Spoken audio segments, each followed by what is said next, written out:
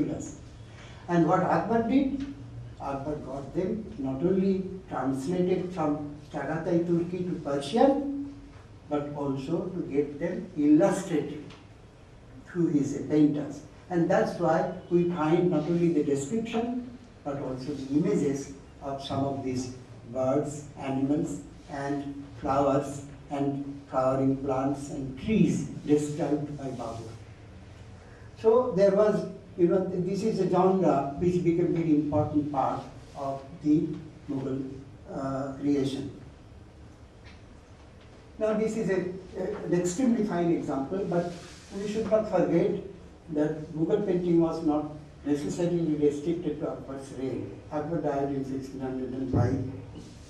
He was succeeded by Jahangir, who was a great connoisseur, and Shah Jahan, who was of course a bigger connoisseur of gemology and architecture. He did not pay as much attention as his father Jahangir or grandfather Akbar did, but nevertheless. And then it continued till almost the time of Muhammad Shah and later. So Mughal style actually continued for almost 200 years. But we should remember that when Shah Jahan or even Jahangir, the kind of patronage that was extended by Akbar was no longer continued, then we have a large number of painters available, who could work for lesser patrons. And there we find that there were three different categories. One category, Dr. Doshi has pointed out that some of these Patishahi Chitrakars, were working for the Jains. And they again moved out of Fatehpur Sikri or Agra or Lahore and went to places like Bikaner, Ruknuddin and others. Went to Bundi and Kota, went to Amber, went to Marwar, that is Jodhpur. And some of them, because they were now technically well conversant in the new medium, but while working for their new patrons in a smaller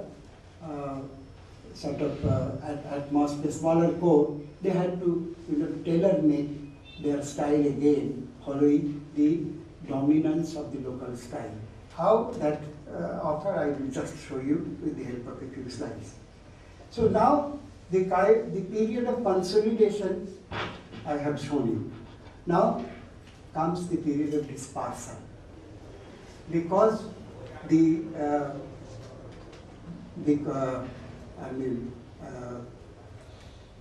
economic condition and political power of the Mughals were getting dwindled after Aurangzeb's disastrous rule, especially from the beginning of the 18th century. There were more dispersal from the Mughal court. There were some occasional revivals at Delhi during the rule of Farrukh Shir or Muhammad Shah Rangila, who were great patrons.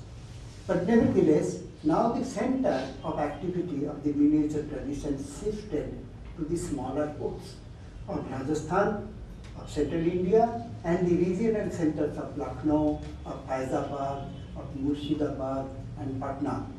Now in Lucknow, Faizabad, Murshidabad, Patna, and Delhi, the Mughal tradition nevertheless continued in a much reduced scale. Whereas in the states, after the initial preference for the Mughal ideology, then they became separate styles. And now these are what we call, as Dr. Doshi has also pointed out, and she used the word sub-imperial. That means there were officials in Mughal court like Khan Abdul Rahim Khan or Mirza Aziz Koka, who were important officials, but they also maintained a small atelier, where painters worked for them, and worked for works that were chosen by them, mostly Persian classical texts, but at the same time Ramayana and Mahabharata. Because Akbar, when the translation of the Razannama was completed, he gave a farman that all the nobles must take a copy of the Persian translation. And they, in their turn, also got that illustrated in their own way in their studio.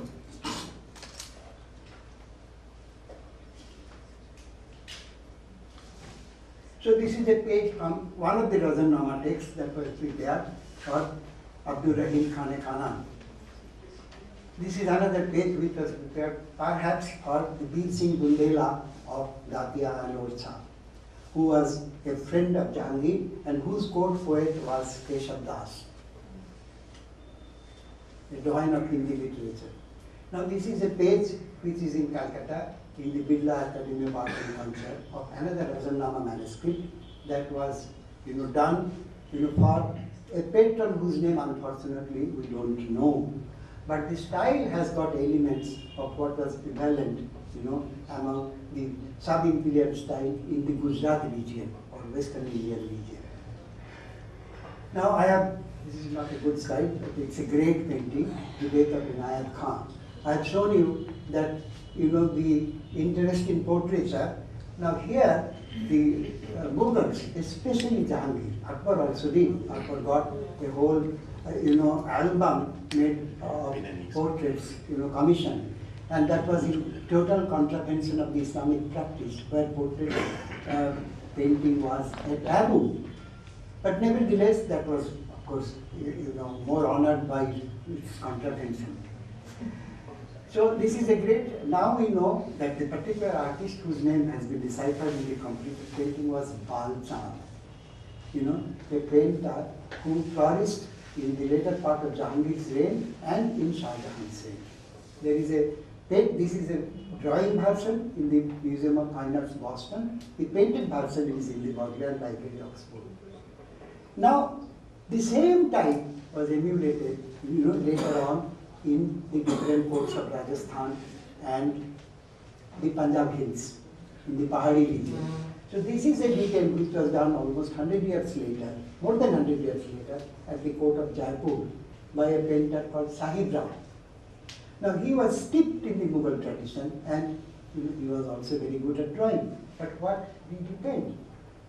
Painting of Krishna, but not Krishna as such, but an artist, a Nartaki, in the garb, in the costume of Krishna, obviously for a Ras Leela performance. Now I mentioned that there was also a parallel tradition of popular and folk tradition going on.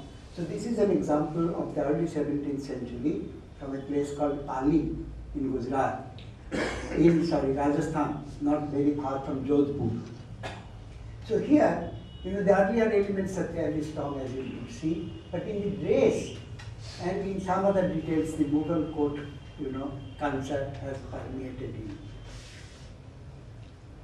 Now this is also you have shown, another page from it. It's the Malabar Nagar Kamo Kandala Champu, done at Jaisalmer in the beginning of the 17th century. So only 5 pages of this manuscript, including the colorful page, have survived, and all pages are unfortunately, or fortunately, I don't know, in the Museum of Asian Art in Berlin. So in the 17th century, the process of dispersal has started. You could see that some of the technical details are purely Mughal, but the subject matter is completely indigenous. This is another sort of Mughal example, from the time of Shah Jahan, or slightly later than that. But then, this is all, but this particular one looks very much like Mughal, but this is actually a painting done at the court of Jodhpur in the beginning of 17th century, where Mirza Raja Jai Singh as a young prince met Raja Gaj Singh of Marwar, of Jodhpur. But the style, including those flying, cherubs, holding that Persian piece of brocaded velvet, and the throne and some of the details are entirely Mughal. So the process of dispersal here is very pronounced. Now I am coming to the fate of Ragamaga. The Mughals, especially Akbar, was very fond of music. In fact, Babur and Humayun were also fond of music. And there are many examples written by Babur in his autobiography of musicians, of musical performance and all this. And in Akbarnama there are great details, and we all know the greatest amongst them was, of course, Mian Tansen. But strangely enough, though music was practiced, the court musicians were there, and Abul Fazl has devoted a complete section on the work of the Nawab Khana. But we haven't come across a single piece, a set of Ragamala, that was commissioned by Akbar or Jahangir or Shah Jahan. No. But we have Ragamala sets commissioned by other nobles. And this particular one was commissioned, we know the name of the place, Chunar. And the date is 1583. And the person or whom it's believed to have been done was a ruler of Bundi. So there are pages of it in the Bharat Kala Bhavan Banaras. One page is in the Allahabad Museum, one page is in the Victoria and Albert Museum. So these are from that 1583 set of Ragamala.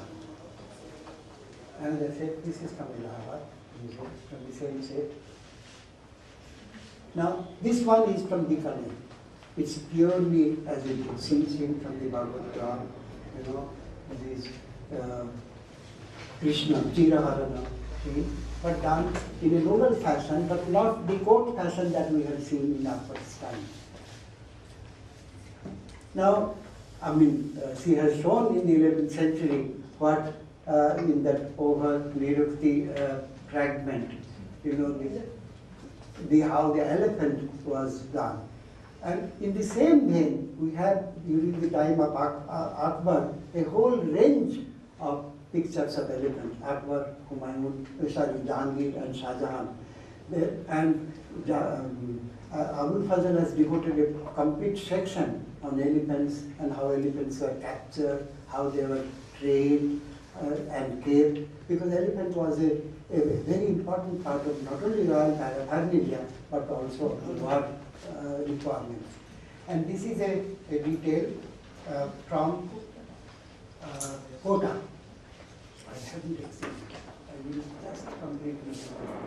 I know, but it was overlapping.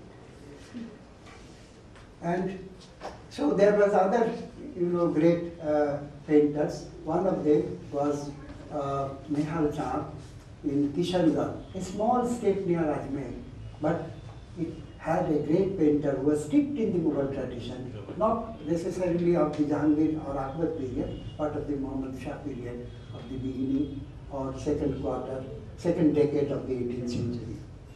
And we come across such great examples of the work of a Pahari painter called Nayan Shukh, whose father, Pandit Shev, was also steeped in the Mughal tradition.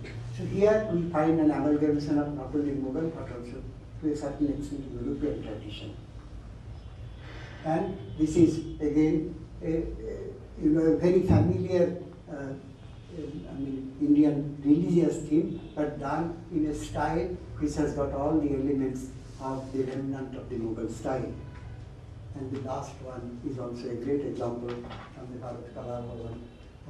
You have seen that painting of the Parijat Haran, what the Mughals did, but here you see what the Pahari painters did 150 years later. Thank you. Excellent paper. We want to hear more from you. So the paper is open for discussion due to time constraint. I request Free lunch sessions are taken. Yes. Free lunch sessions I have been are asked by just one point I will ask. What about Abhindranath Tagore had a delineation of Ragamalas, and that is preserved in the what sort of influence was there? Well, the relationship here was because that's only two examples. There are at least maybe more than 100 sets of Ragamalas that were painted in different states of Rajasthan, Central India, and Then that is pure Bengal art. Then of course, he was a great painter. He didn't really copy, but he created. But has that been studied? Has that been studied? This Ragamala? Yes, in that new book of Shivakumar on Abhindranath, research. Because Abhindranath, we should not forget, the three brothers were great collectors. They collected a whole lot of albums and paintings from the Mughal time, that was there. And now I thought that the collection has got dispersed, but then I found it's still there in the Lal Bhai, my Lal Bhai collection. Madam Chairman, may I make a suggestion? You see, I've had my lunch already, so I'm not speaking because I'm hungry. But I do feel that, you see, it would be very appropriate to break now for lunch for all the rest of you, for all of you, and then to come back and begin a discussion on, there are two very important papers, this and of course the presentations to be made in the next session. We have enough time, because there are only two papers left, and I think there's a lot that one could talk about in these papers. Thank you. Okay. I just wanted to add one thing, sir. While the Abdul's collection was also inspired by Havel, because he asked him to collect for the museum part.